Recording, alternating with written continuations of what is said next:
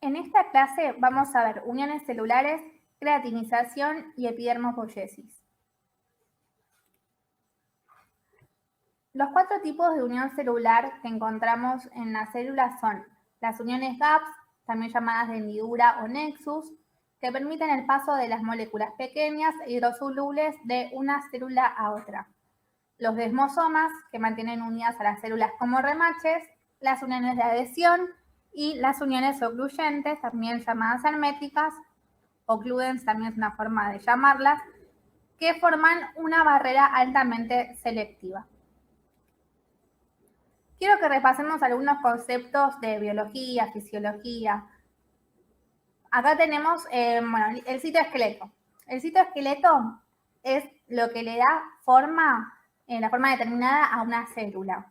Y está compuesto por microtúbulos, microfilamentos y filamentos intermedios que van a estar formados a su vez los microtúbulos por tubulina, los microfilamentos por actina y los filamentos intermedios por queratina. Esto por un lado. Por el otro lado, quiero que recuerden cómo es la composición de la membrana celular. Tenemos una composición de lípidos, proteínas y glúcidos o carbohidratos. Y dentro de las proteínas vamos a encontrar proteínas integrales de membrana o periféricas. Dentro de las proteínas integrales de membrana vamos a encontrar también distintas familias. Por ejemplo, proteínas de adhesión, entre ellas tenemos los integrantes del gen de inmunoglobulinas, selectinas, integrinas y cadeninas. ¿Qué nos importa para esta clase? Las cadeninas. También tenemos proteínas que forman canales. Ahora se las voy a mostrar. Mientras me disculpo por todos los ruidos que puedan llegar a encontrar, escuchar de fondo. Estoy con mi nene de 5 años y bueno, no queda otra que dar las clases así. Perdón, mil disculpas, es lo que hay. Bueno, continuamos. Acá tengo la imagen de estas proteínas que les mencionaba recién, de las proteínas de adhesión. Como les decía, entonces inmunoglobulinas, cadeninas, selectinas, integrinas. Pero las que también, como les dije, las que importan son las cadeninas, porque son las que van a estar formando parte de las uniones adherentes y las uniones desmosómicas, que son las uniones de cohesión por excelencia de los queratinocitos, ¿sí? Entonces, ¿cuáles son las principales uniones celulares del queratinocito? Son las uniones adherentes y los desmosomas. En estos 2 tipos de uniones vamos a encontrar las cadeninas. Ahora vamos a ver las imágenes y les va a quedar más claro. Pero vamos a empezar con las uniones GAP y las ocluyentes. A la izquierda de celeste tenemos las uniones GAP, que van a ver que tienen lo que les mencionaba antes, proteínas integrales, son proteínas transmembranas, que se llaman conexinas, que van a formar una conexona y un canal que va a comunicar el citoplasma de una célula con el citoplasma de la otra.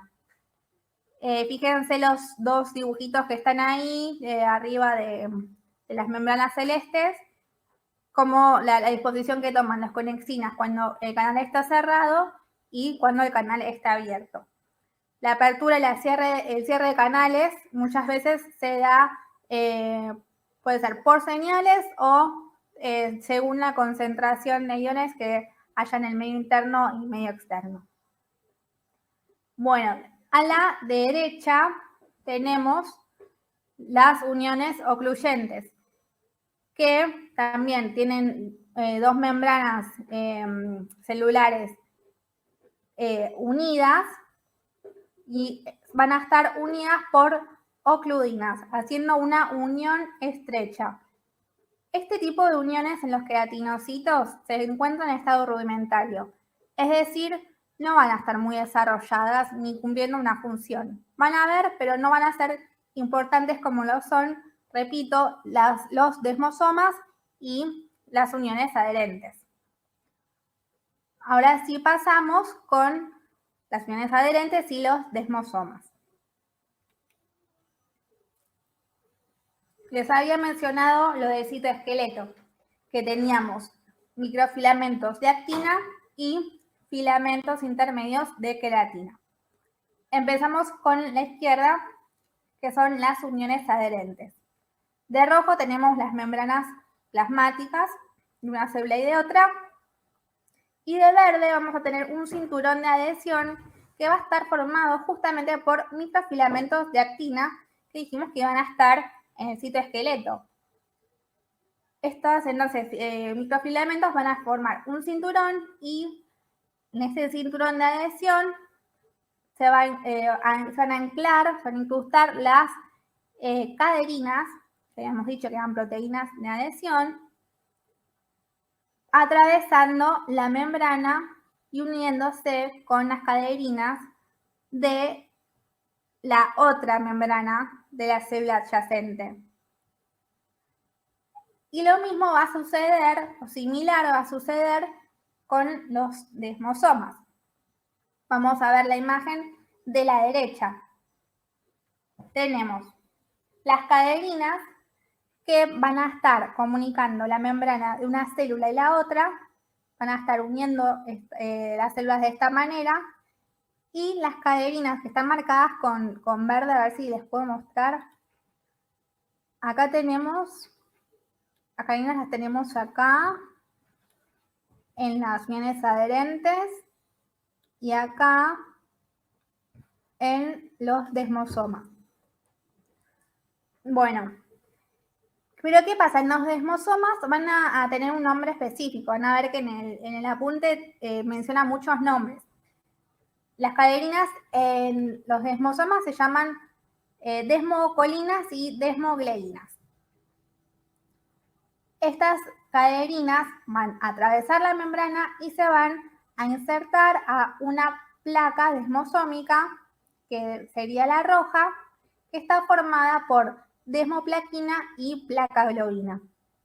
A esta placa se le van a insertar, se le van a anclar los filamentos intermedios de queratina, repito, que estaban en el citoesqueleto, que están en el citoesqueleto. Entonces, para concluir, las caderinas son proteínas de adhesión que forman parte de las uniones adherentes y las uniones desmosómicas. En las uniones adherentes se van a unir al cinturón de adhesión que está formado por los microfilamentos de actina. Y en los desmosomas se van a unir a la placa desmosómica, a la cual se le unen los filamentos intermedios de queratina.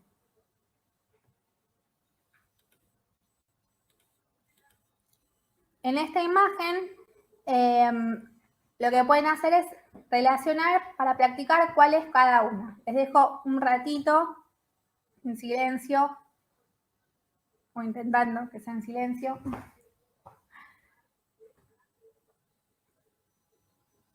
Bueno, espero que se hayan podido dar cuenta.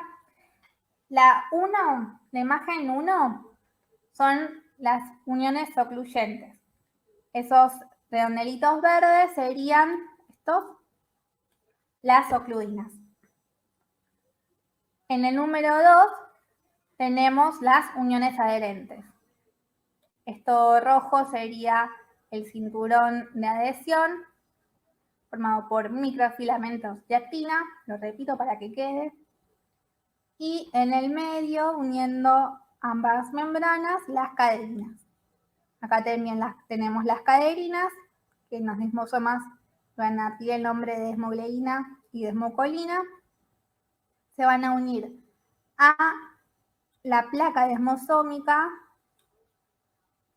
y a la placa desmosómica se le van a anclar los filamentos intermedios de queratina.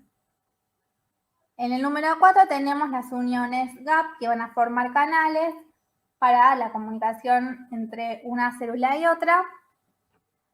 Y sobre lo que sea el pie de la membrana la membrana del queratinocito basal, de la capa basal, vamos a encontrar los semidesmosomas. No vamos a encontrar hemidesmosomas en células supraadyacentes, sino solamente en las células de la capa basal, porque se van a estar uniendo justamente a la membrana basal.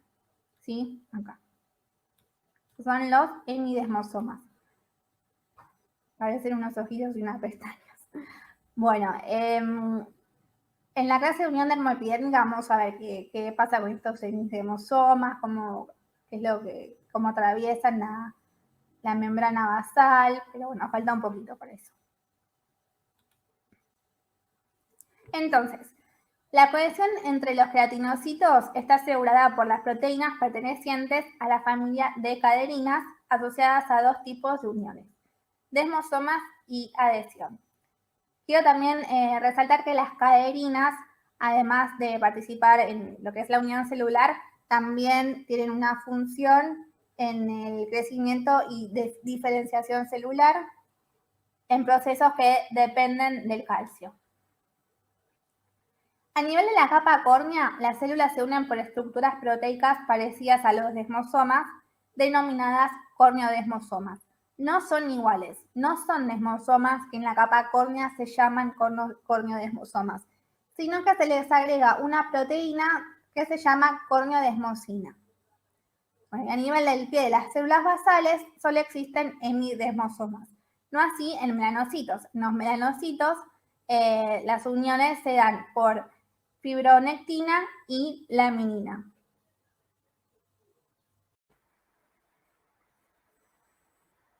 Continuamos con queratinización y epidermopoiesis. Espero que se haya corregido la pantalla. Bueno, el queratinocito constituye el 90% de la epidermis. El resto de la población celular, que ocupa el 10%, repasando la clase 1, son células de Langerhans, melanocitos y células de Merkel. La función del queratinocito, la función principal, es sintetizar queratina. Y forma la capa córnea luego de un proceso de diferenciación de queratinocito a corneocito. En medida que sucede esta diferenciación desde la capa espinosa, vamos a encontrar diferencias en las características según en la capa que esté. Por ejemplo, en la capa granulosa vamos a encontrar los gránulos de queratoialina. Y vamos a encontrar cuerpos laminados de OTAN o queratinosomas en la capa granulosa y en las capas más superficiales de la capa espinosa. No van a estar en toda la capa espinosa, sino acercándose a la capa granulosa, las células de esta capa van a empezar a tener estos cuerpos laminados de Otland. ¿Qué contenía cada una de estas organelas? Los gránulos de queratoialina, además de queratoialina, contiene profilagrina. Y los cuerpos laminados de Otland contienen lípidos y enzimas. Bueno, ¿qué sucede en este proceso de diferenciación y cornificación? Se va a formar la queratina, formación de proteína fibrosa, la queratina. Desaparición del núcleo y organelas citoplasmáticas. A medida que asciende, ya en la zona de transición entre la capa granulosa y la córnea, va a desaparecer el núcleo, las organelas se van a destruir, se van a desarmar. El queratinocito, a medida que asciende, se va aplanando, por esto por eso se menciona acá un cambio de forma. Y también se va a formar una envoltura rígida cornificada. Esto sería la membrana celular del queratinocito, se va a cornificar. También se lo menciona esta envoltura rígida como banda marginal. Bueno, se va a formar el complejo amorfo filagrina queratina intracorneocitario, es decir, por dentro del corneocito, y el queratinocito se va a deshidratar hasta llegar a la capa córnea con muy bajo contenido de agua.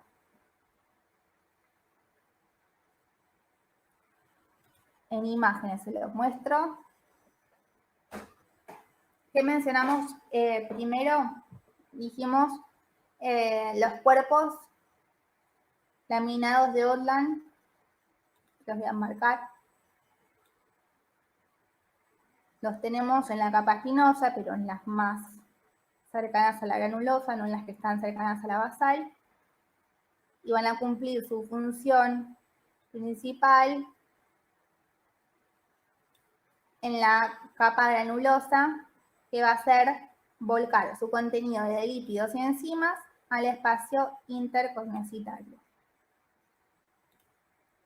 Eso por un lado. Que dijimos también que se va a sintetizar queratina. ¿Qué va a pasar con los tonos filamentos o con los filamentos intermedios de queratina?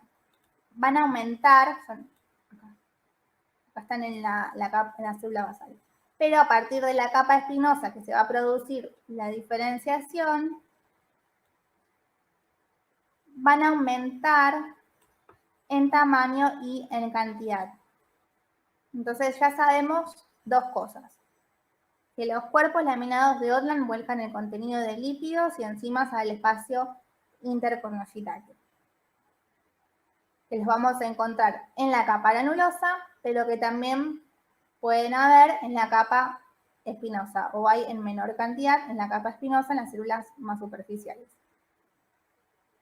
Por otro lado, que la síntesis de queratina va a provocar el aumento en grosor y en cantidad de los filamentos intermedios de queratina. Y por otra parte, los gránulos de queratoialina que contienen profilagrina van a liberar esa profilagrina, la van a convertir en filagrina y van a ordenar los filamentos intermedios de queratina.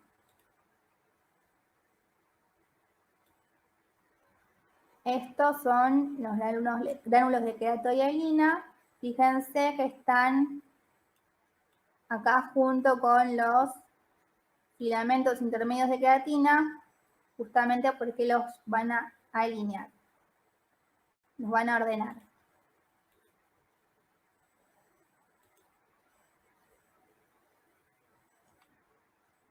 Acá tenemos otra imagen.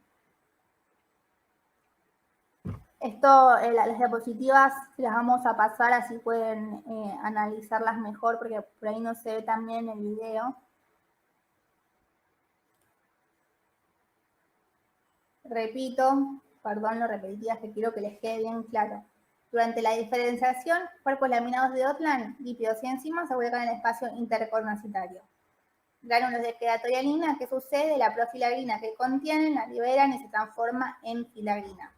¿Qué va a hacer? Esta filagrina va a ordenar los filamentos intermedios de queratina que desde la capa espinosa, a medida que fue ascendiendo el queratinocito, la síntesis de queratina hizo que aumente el grosor y el tamaño de estos filamentos. ¿Cómo va a quedar constituido entonces el corneocito? Una vez que lleva la capa córnea, luego de estos sucesos, va a quedar formado de esta manera. Filamentos intermedios de queratina, 50%. Matriz amorfa interfilamentosa, que sería la filagrina, 45%. Banda marginal cornificada de la membrana plasmática, que es lo mismo que envoltura cornificada, 5%. Entonces, constitución, vuelvo acá, constitución de un complejo amorfo filagrina queratina intracorneocitario. Filagrina, queratina. ¿Cuánto ocuparía entonces ese complejo amorfo filagrina queratina? Ocupa un 95% del corneocito. Volviendo a la imagen, el complejo amorfo filagrina queratina sería esto que está por acá adentro del corneocito. Todo esto.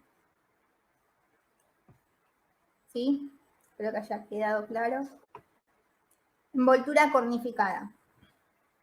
La formación de la envoltura cornificada es un proceso complejo que comienza en el cuerpo mucoso de marfil, que es la capa espinosa.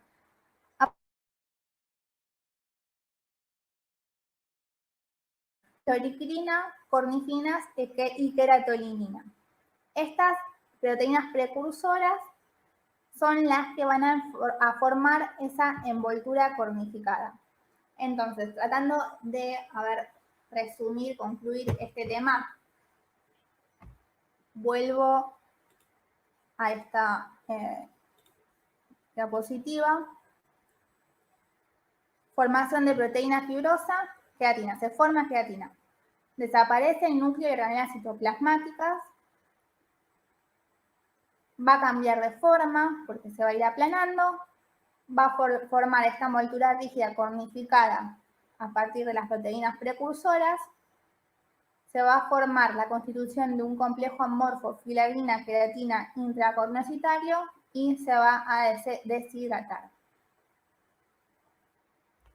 Esto lo tienen que tener bien claro.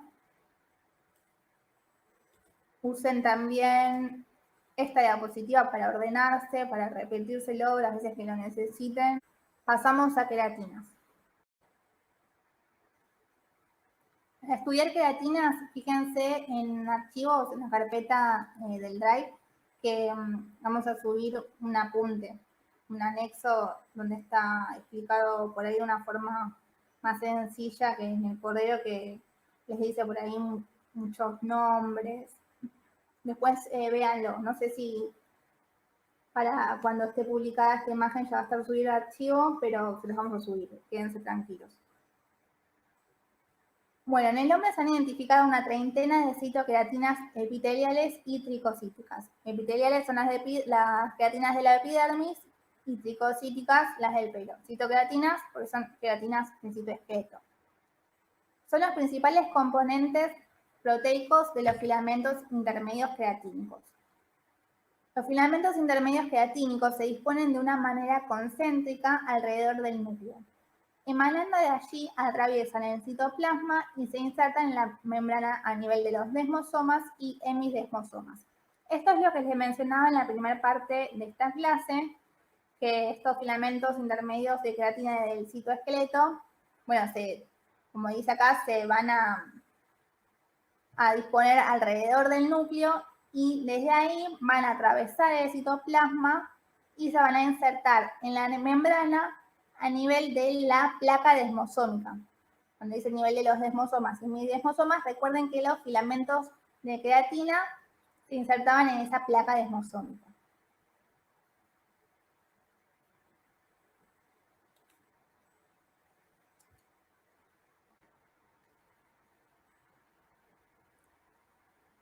Los filamentos intermedios de queratina se forman de la siguiente manera. Primero se asocian dos polipéptidos que tienen una disposición helicoidal. Dos de estos van a formar un dímero, que es este.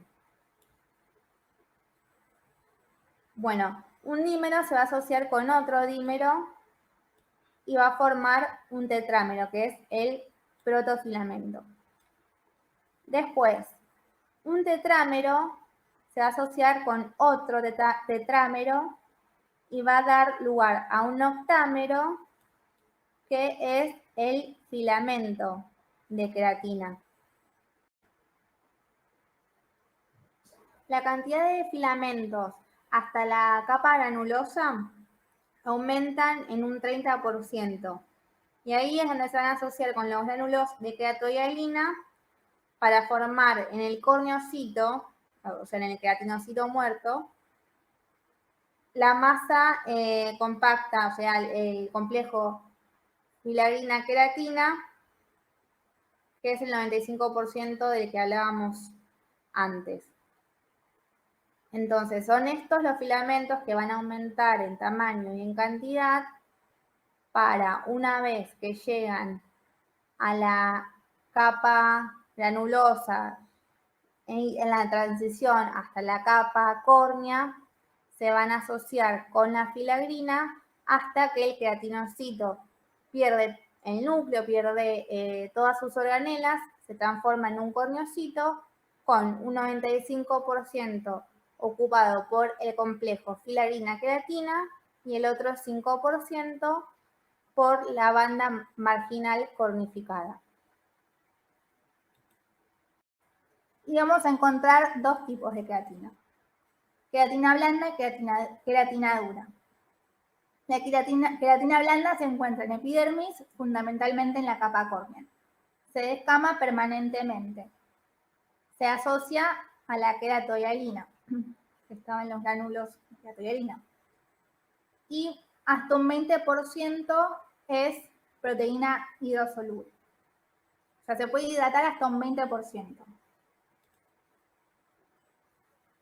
La queratina dura crece continuamente en la uña, pero en el pelo no. En el pelo solamente crece continuamente en la fase anágena. ¿Se acuerdan que habían 3 fases de crecimiento del pelo? La anágena es la que está el crecimiento, activo. No escama, es bastante resistente a los alcalis, ácidos fuertes y solventes orgánicos y es insoluble en agua. Los queratolíticos son agentes que disuelven la queratina, la disuelven, ¿sí? Y acá tenemos unos ejemplos: sulfuro de bario, tioglicolatos, y acá otros compuestos que actúan sobre los córneos desmosomas, que son el resorcinol, el ácido salicílico, la urea y los alfa hidroxiácidos.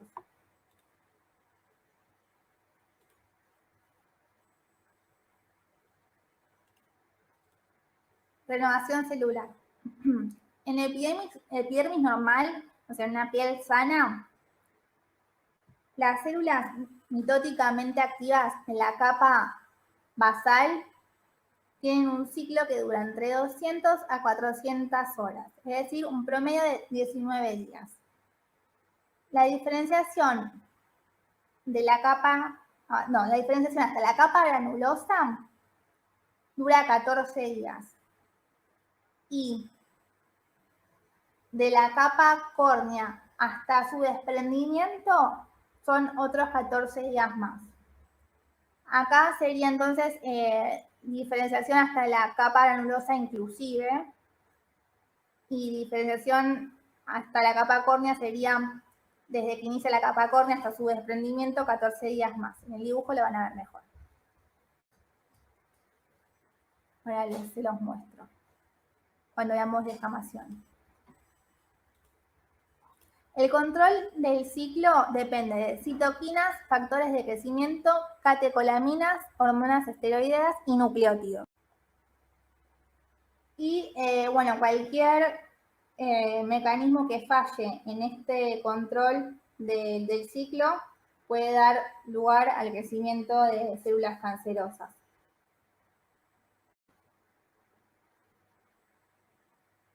La descamación fisiológica se debe a la degradación enzimática de los córneos desmosomas junto con modificaciones bioquímicas de lípidos del cemento intercorneocitario. Bueno, la capa córnea, a su vez, la podemos dividir en 2 estratos. En el estrato compactum, en la que los córneos desmosomas todavía mantienen unidos a los corneocitos, y en el estrato disyunctum, donde sucede la proteólisis, es decir, la destrucción de proteínas, y se da lugar a la descamación.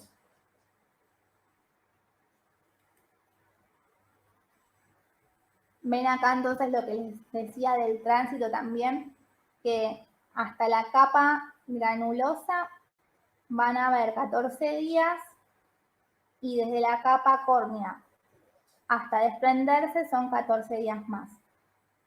A su vez, la capa córnea se divide en el extracto compactum, donde todavía los córneos desmosomas mantienen unidos a los corneocitos, y también se divide en el extracto disyunctum, donde ya se empiezan a desprender por cambio por reacciones metabólicas en los lípidos y también por proteólisis. Van a haber enzimas proteasas que van a destruir los corneodesmosomas. Proteasas es que destruyen una proteína, son enzimas que destruyen proteínas, que hacen proteólisis. Y si recuerdan, habíamos dicho que las caderinas eran proteínas de adhesión. Ahora, volviendo al dibujo anterior, acá tenemos al córneo.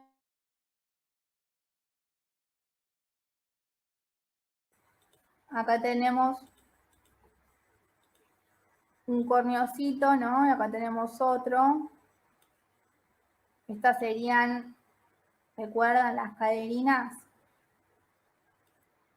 Y estas van a ser enzimas que van a destruir estas caderinas, estas que en los corneodesmosomas, perdón, en los desmosomas se llamaban desmoleinas y desmocolinas. Acá los corneodesmosomas también van a seguir llamándose así, pero además se agrega la corneodesmosina. Bueno, estas enzimas entonces van a destruir estas proteínas que mantenían unidas a los corneocitos, y entonces se va a dar lugar a la descamación. Acá. Se destruye esto y se desprende el corneocito.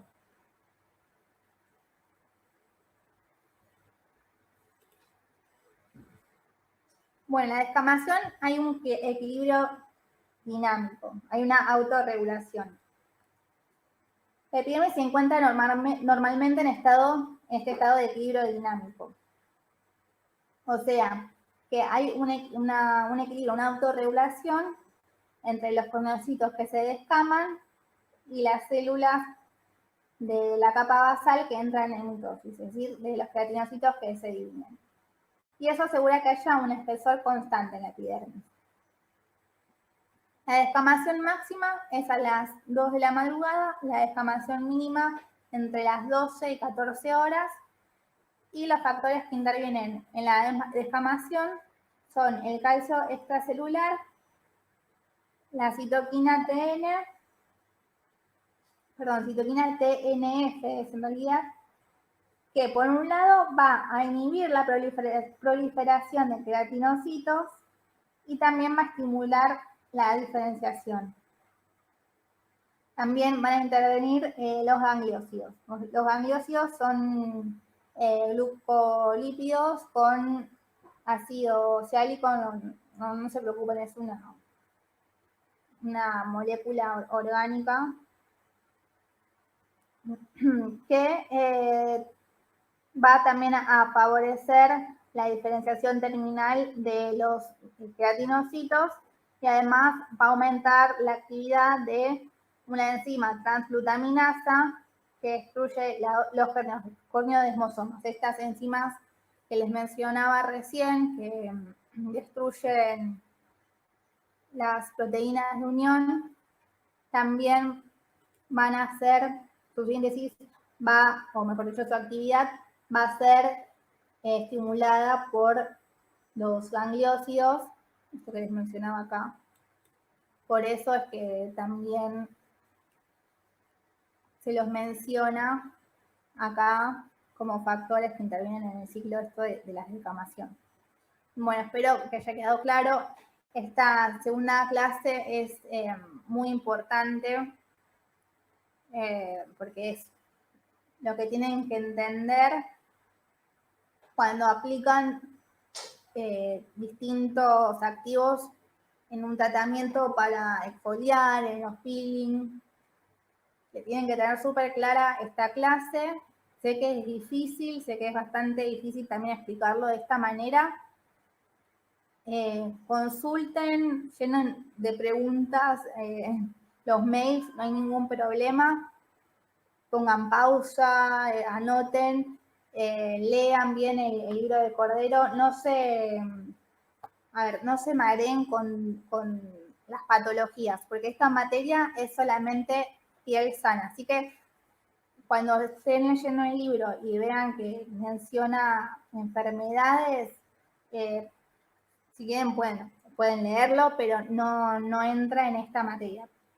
Patologías lo van a ver en dermatología y semiología. Así que presten atención a lo que es el funcionamiento normal, ¿sí? Bueno, muchas gracias por la paciencia. Disculpen otra vez los ruidos de fondo, si es mi hijo, es mi gato, así que les pido disculpas. Y bueno, seguimos en contacto.